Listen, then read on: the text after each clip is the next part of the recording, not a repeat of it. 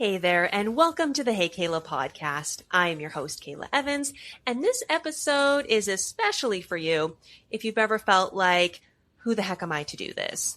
Or maybe you're thinking, who wants to listen to me? Or you're wondering, am I even good enough to do this? Well, that means you may be feeling a bit or a lot of imposter syndrome. You might have this idea or this project that you really want to start or put out into the world. Something that's maybe, it's been on your mind forever, right? That you just can't stop thinking about or dreaming about, but you haven't actually done anything with that dream just yet because you don't feel like you're qualified to talk about it or to do it. And let me say, it is super duper common to hear people say, well, who would want to listen to me? Or I'm not an expert, right? Like I hear that all the time from my friends, a lot of my clients, some of the people in the entrepreneurial groups I'm in when they want to start something new and big, myself even. If you have like a passion project or you want to start a side hustle or even a business, anything from launching a website to maybe new social media accounts, a podcast or YouTube channel, right? A lot of us think that we have to be the number one expert in the entire world on this subject or this topic, or else we just have no right to cover it. And I'm here to say that I think that's absolute BS, which in my house means bulldog snot. I mean, especially in this day and age, right? You don't really have to be the expert of all experts to start talking about something. For most of us, especially us creative folk, if we want to create something or enjoy a passion or a hobby of ours and put it out there, we really don't need to have a master's or like a doctorate or a squajillion followers on social media or a ton of awards packed onto our bookshelves. You don't have to wait around for someone to like come around and, like, boop, deem you worthy with their magic wand or whatever, or give you permission to do what you want to do. And I am going to give a quick disclaimer here because it is 2024 and this is the internet and people can be real peoply out here. I feel like I do have to state the maybe not so obvious for some folks. There are definitely certain areas where you want to seek out education and get qualified, right? Like if you're going into the medical field or you want to give somebody medical advice, like that kind of professional advice, yeah, you should be a professional. You shouldn't just be spouting off your opinion on the internet. But for a lot of us and most of us, again, especially if you're creative, you can just go ahead and do the thing that you want to do because that's the awesome thing about being a human. We are incredibly creative just by nature. And we can follow what lights us up and have a ton of fun along the way, which is the way I think that we all should be doing life, right? So if you ask yourself, what do you know? What do you enjoy? What do you have experience with? What do you have a really unique viewpoint on? That will really get you started if, there's something that you really want to get out there and you're maybe not quite sure what it is yet. Take a look at the life you've lived, right? The experiences you've had, the lessons you've learned. Those are your credentials because no one else has your story, your exact viewpoint. Like you earned that. You went out into the world. You did those things. You earned those experiences. And there's no course or class that's going to give that to you. Like you're not going to sit in a classroom or listen to a coach or a lecturer and boom, you have it. No, you went out there, you did the things, and you earned it. So in a lot of cases, we really don't need certain qualifications, and we certainly do not need permission. You just need to be brave enough to share your story, believe in yourself, and offer some value to other people. When you think of all the amazing self-taught food bloggers out there who have never taken an official cooking class, like when you're on Pinterest and you're trying out these new recipes, like, do you really care that they never studied it? I honestly don't know the fancy school for cooking, but you know where I'm going with this? Or the really talented writers who have never sat in an actual creative writing class. Like I just bought 2 books this past week from self-published authors who literally just wrote about their life experience. Like I don't think either one of them took a official writing class, if you will. Or think of all like the really visionary artists who never went to art school. I mean, I'm always trying these great recipes, again, usually on Pinterest, and I'm buying and reading great books, and I'm buying beautiful art from people who don't have traditional schooling, but they have talent and they have passion, and that's what matters to me. And I'm so happy that those people thought, you know what, I'm going to put myself out there, because if they wouldn't have, I never would have seen it. I never would have bought it. And my life and my home wouldn't be as enriched without it. And I did some Googling. And turns out if you have been doing something you love, like a hobby or your craft for 20 years, like I have with speaking, that's the time that it takes to earn 4 master's degrees and 2 doctorates. My friends, that's what 20 years experience will give you. So instead of a bunch of certificates on my wall, I have actual real world experience and skills learned in different situations. And I'm not dumping on education. Heck no, I'm not. I am a huge fan of learning and bettering yourself. I take additional courses all the time, workshops. I work with coaches. I work with other teachers. And let me tell you, I am still freaking honored and a little bit floored every time I lecture or coach at the University of Winnipeg or the Asper School of Business. Like, that's huge to me. So I'm not slamming education at all. What I'm saying is that we shouldn't be holding ourselves back because we feel like we need someone else to like qualify us or, again, deem us worthy. Now, if beyond that, you're feeling just like a huge fraud or a fake or a big old phony, well, that's when we could be getting into imposter syndrome. And I Googled this too, and the brainsover.dictionary.com say that imposter syndrome is, quote, anxiety or self-doubt that results from persistently undervaluing one's competence and active role in achieving success while falsely attributing one's accomplishments to luck or other external forces. Oh, that last part, that's me like 100%. Falsely attributing one's accomplishments to luck or other external forces. So, yeah. Can you relate to that? Further Googling, apparently, and this actually, I shouldn't say apparently, this really doesn't surprise me at all. A ton of people suffer from imposter syndrome, especially women. And this is the part that kind of got me. Smart, capable, talented women. Apparently, the more like material success a woman has, the more likely she is to have imposter syndrome. Like, imagine that. You have this massive list of accomplishments, things you've done, you've helped other people, you've raised a family, like you've done all these awesome things in the world, but you feel worse than others about it sometimes. Like, that's wild to me. And these are women from all walks of life and from all industries. There's like this massive club of us out there walking around who are affected by this, at least from time to time. So you are in really good company, but this problem really isn't doing any of us any good. Yeah, it's keeping us stuck and it's keeping us from showing up in the ways that we want to. And I ask my clients this all the time. Like, think of all the kick-ass things that you want to do and accomplish. Do you maybe want to help other women? Do you want to get yourself out of debt? Do you want to, take a yearly vacation out of the country somewhere? Do you want to retire your spouse from their soul-sucking job?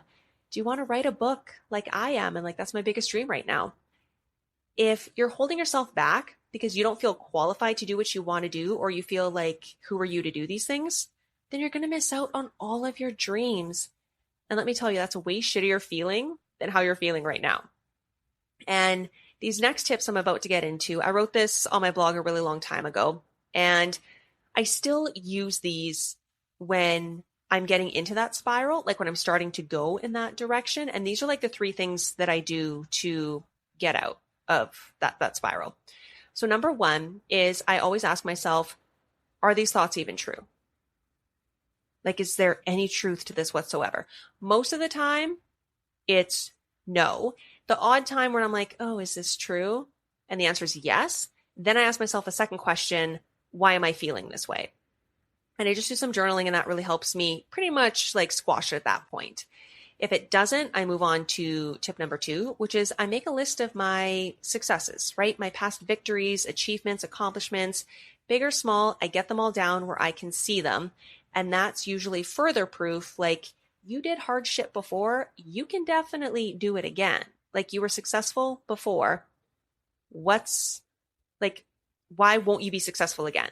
Like there's no reason why you can't do it again.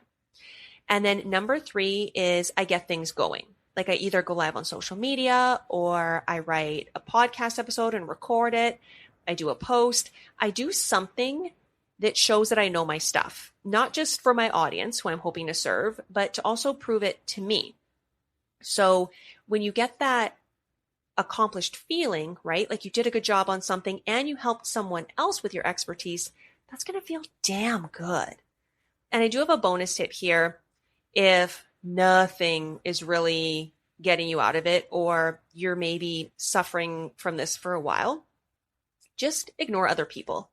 Like stop playing the comparison game.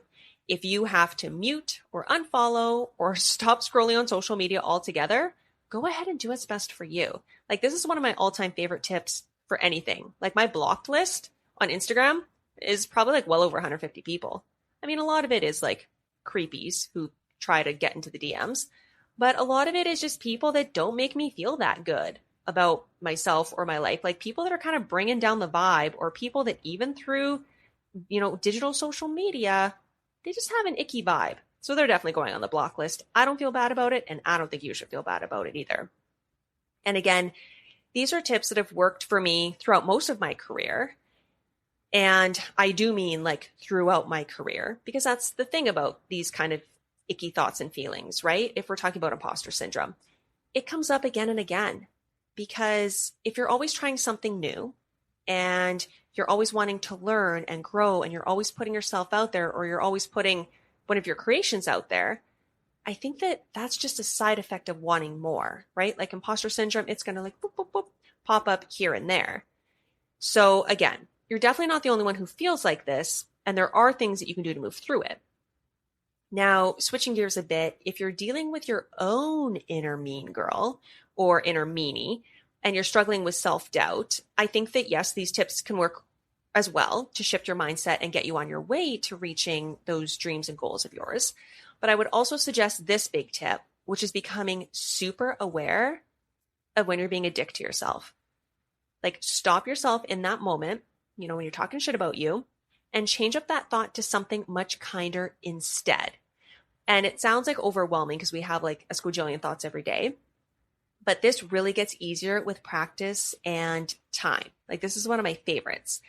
And another tip that I absolutely love is, like when people say, well, if you wouldn't say it to your bestie or your mama, don't say it to yourself.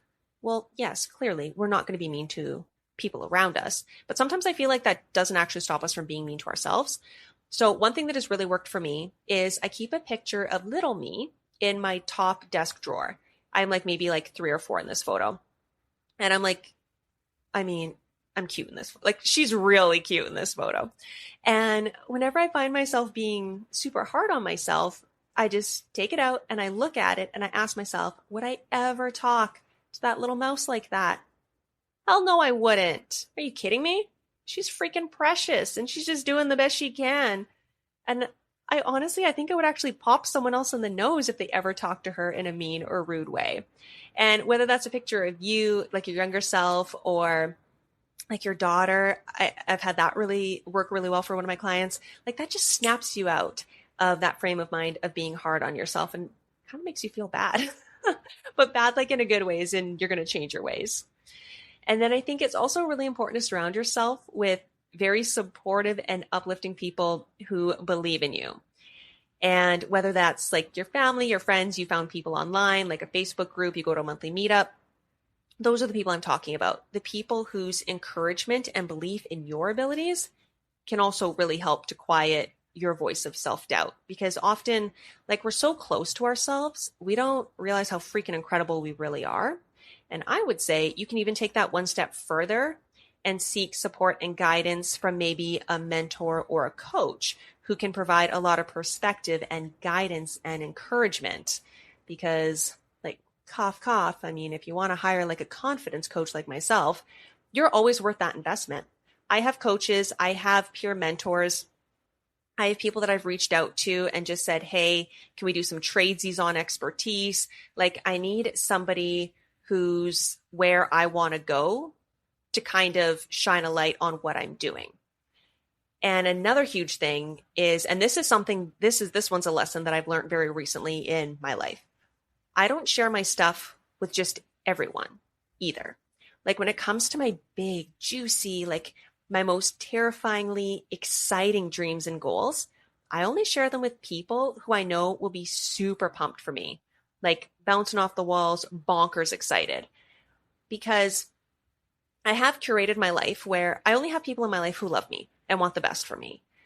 But some of them sometimes might project their own fears or self-doubts on me. And I mean, I already have a freak show going up in my head anyway. I don't need anybody else's monkeys getting in there and, making it worse. So I don't share everything with everyone until I am like well on my way. Because again, I don't want them to put their doubts on me or like dampen my enthusiasm or rain on my parade, especially when my dreams or goals are in those very early stages, right? Like the baby stages where maybe I haven't even done anything about it yet. It's so easy to not even start to go for them. So I just keep them to myself or just tell like one or two people that I know, even if I said like, I want to like move to the opposite ends of the earth and start a whole new life. Like they'd be like, yeah, let's go for it. Like those kind of people. That's who you're looking for. Because it's been, I mean, in my experience anyways, that self-doubt, the inner meanie, the imposter syndrome, I think it's really just a natural part of any of our journeys, whether we're staying corporate, raising a family, starting our own business, like no matter what path you're walking, I think it just pops up for a lot of us, but it certainly shouldn't stop us. I think you just have to, take a deep breath, be really brave, believe in yourself, show up with your passion, take some small steps forward, maybe use some of these tips, and then go after what you want the most. Because at the end of the day, like you aren't here to prove yourself to anyone. You're here to live your life. And if you're having fun and you're not hurting anyone, again, some things you do need training for, but for most of us, if you're not hurting anyone, just go out there and have the most fun possible. Like that's what life is all about, at least to me anyway. So I feel like this was packed with a lot of like tips and tricks and hacks. So feel free to give it a listen through once again, maybe take some notes, and definitely feel free to share it with anyone who you think may be able to use these tips and tricks themselves. And if you have your own ideas or anything else you want to add to this convo, please, send a message my way. You can always send me a note at info@heykahla.com. And for anything and everything else, including the original blog post and tons of other tips and tricks, all of that lives over on my website, which is just heykahla.com. Thank you so much, as always, for hanging out with me, and I hope you have the best day.